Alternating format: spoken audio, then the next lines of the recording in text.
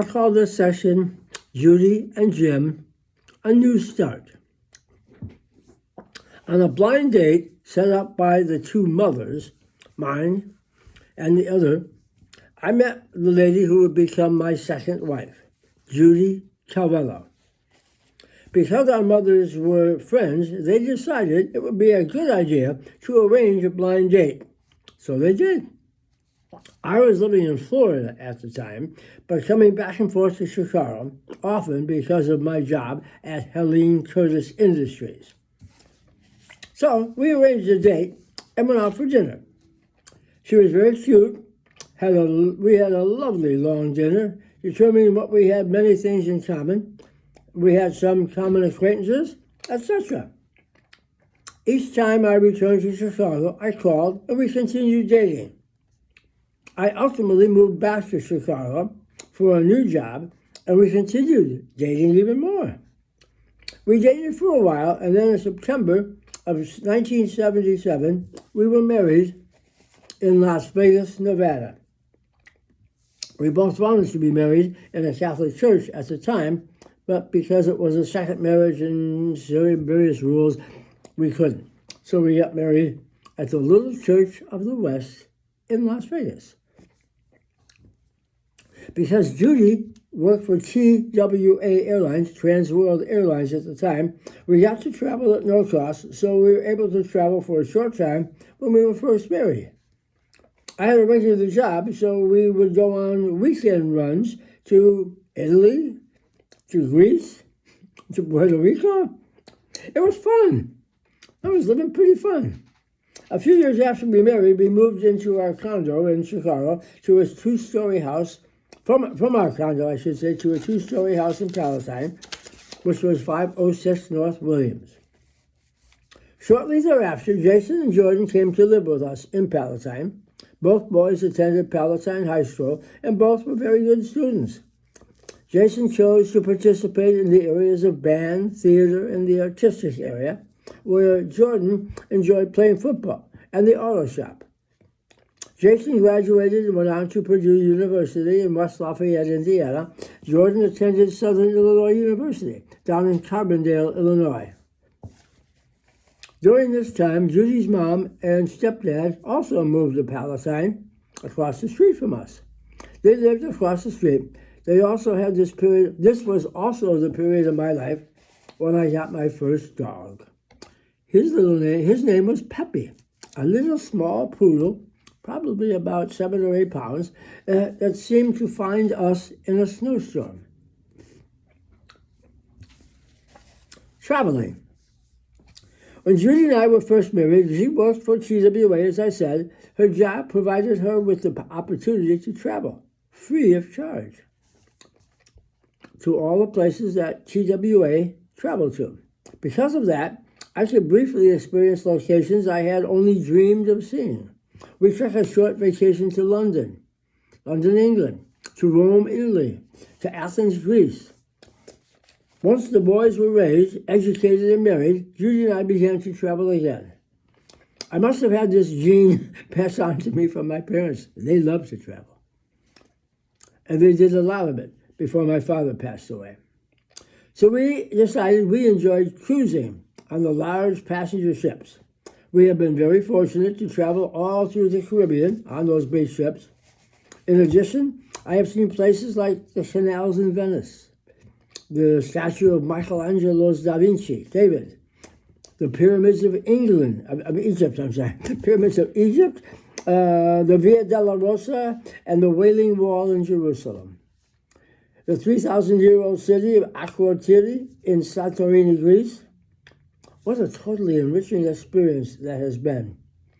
I loved every minute of it.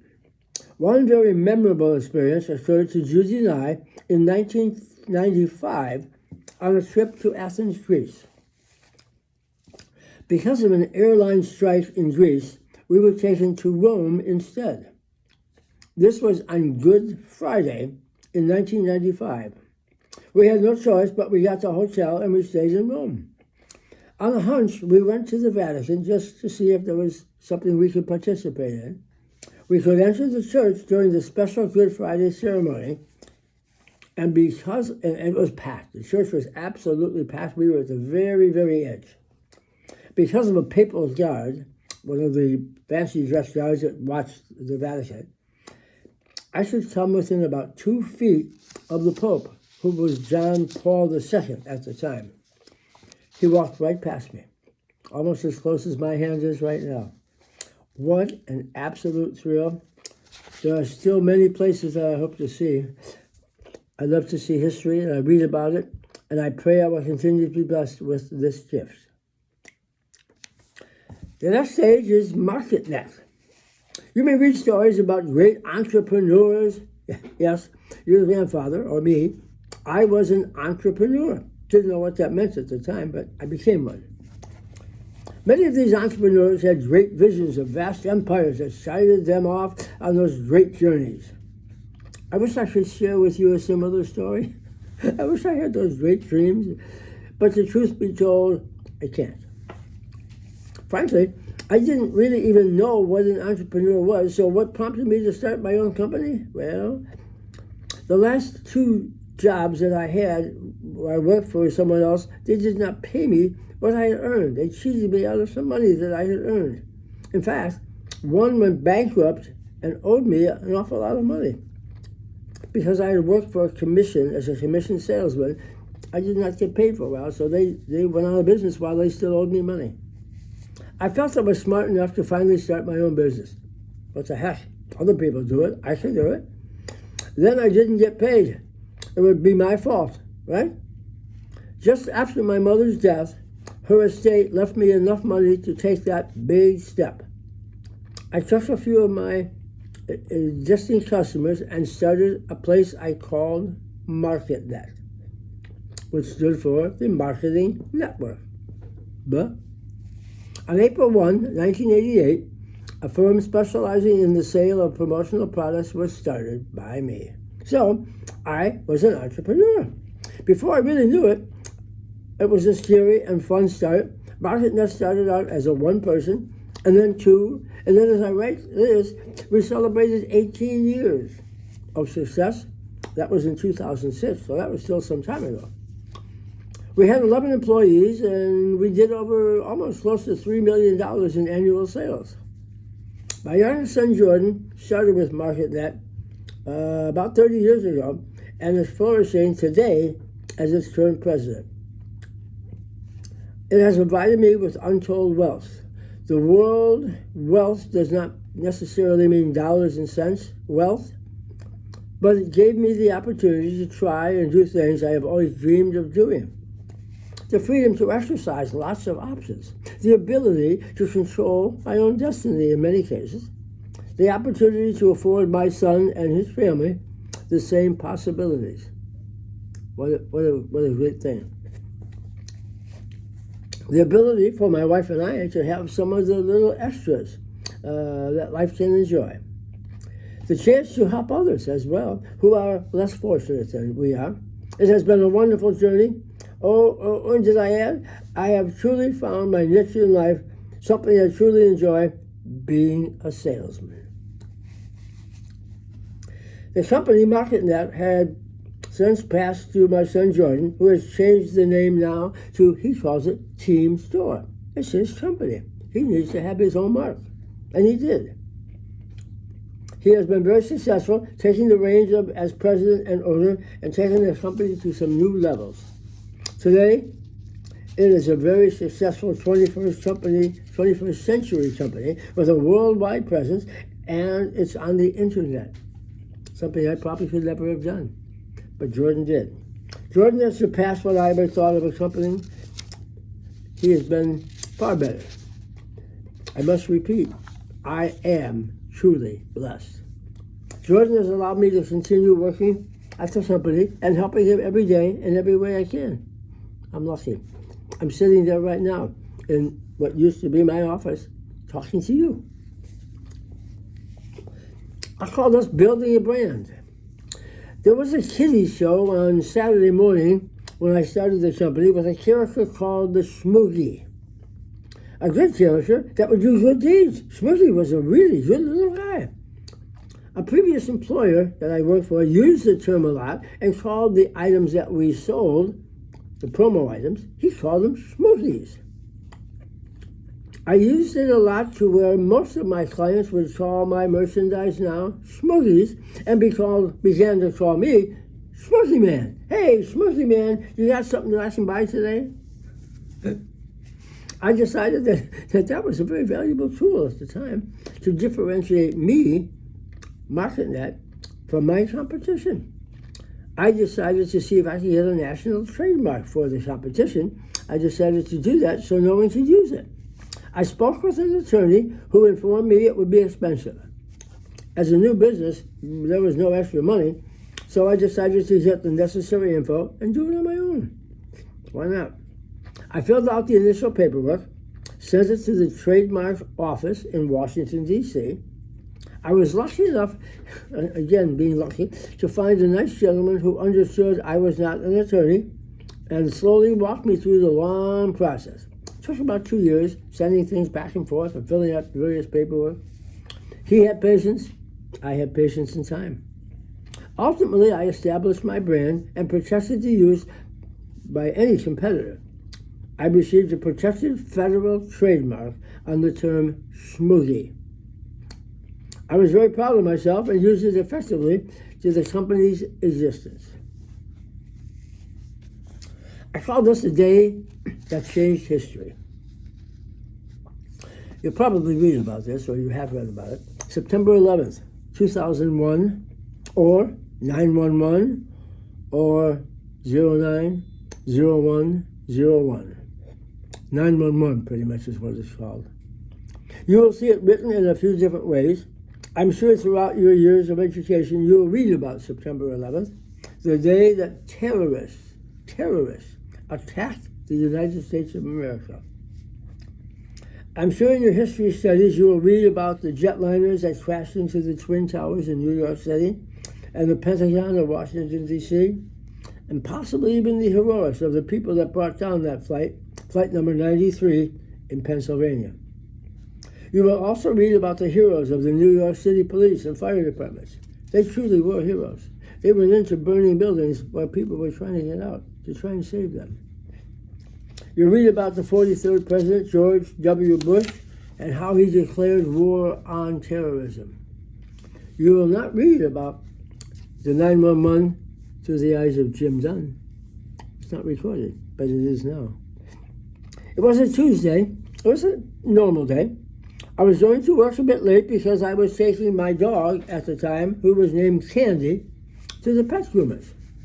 We were in the car listening to the local radio news when they interrupted the newscast to explain that an airplane had crashed into these two huge buildings in New York City.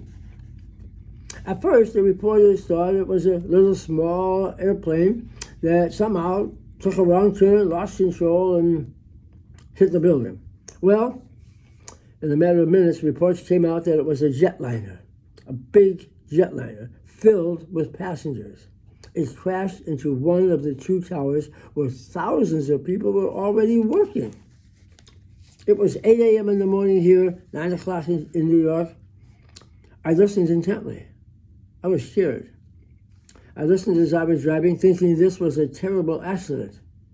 Then, a few minutes later, they announced another large jetliner had crashed into the second building. There were two, as they call them, twin towers, probably 100 and some story buildings. Then I became scared. At the moment, I knew this was not a small thing. It was a major problem, not a freak accident. It was probably 3 or 4 minutes before the report came over the radio that this was not an accident, but a confirmed terrorist attack. The United States of America was under attack. This hasn't happened since Pearl Harbor in 1942. This was simply unthinkable. How could this happen? Not one of this country could imagine being attacked by terrorists. Not here, not in our country. These types of incidents unfortunately happen in Israel, in Palestine, Northern Ireland, a few other places that were constantly at war with the radical movements around the world. We Americans never dreamed that this would happen to us. America was too strong, too powerful. Who would go after us? Within the next 2 hours, all airplane flights within the U.S. were halted. There wasn't a plane in the air, and the ones that were had to land right now. 2 additional planes with terrorists aboard should crash into the Pentagon in Washington, D.C., and the 4th plane, because of some very heroic actions of the people on board, never made it to what it was believed to be its target, the White House, where the president lives. I made it to my office, all the time riveted to the news reports on the radio in total disbelief and fear. What would happen next? Are there other planes? Are there other people? Didn't know. Where would the next terrorist attack take place? I don't know. For the first time in my life, I was afraid for my own country, being in my country. Afraid of what a terrorist might do next.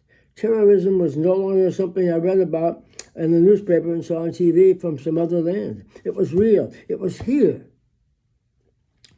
I made it to my office at the time to see the pictures of the Twin Towers collapsing with thousands of people trapped inside. These huge buildings were caving down because of the airplane that hit them. It was just unbelievable. People were jumping off the building, falling down 50, 60, 70, 80 stories.